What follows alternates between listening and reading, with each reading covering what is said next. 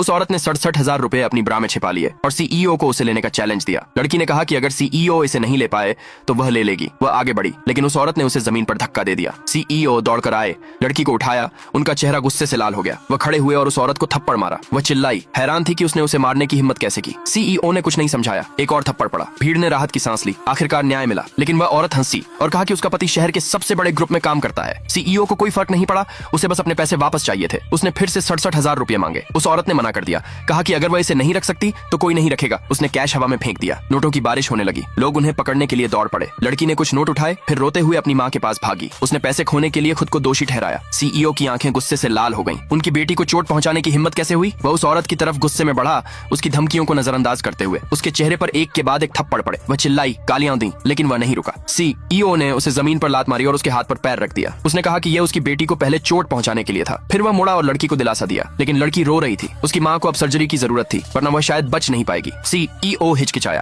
फिर उस औरत को अपनी बाहों में उठा लिया। वह डॉक्टर ढूंढने के लिए भागा, लेकिन तभी उस औरत का पति आ गया। अपनी पत्नी की झूठी कहानी सुनकर उसने सीईओ पर चिल्लाया। उसने कहा कि अगर सीईओ ने माफी नहीं मांगी तो आज कोई भी हॉस्पिटल से बाहर नहीं जाएगा। सीईओ ने धीरे से उस औरत को नीचे उतारा और ठंडी नजरों से उसकी तरफ देखा। इस बार वह पीछे हटने वाला नहीं था।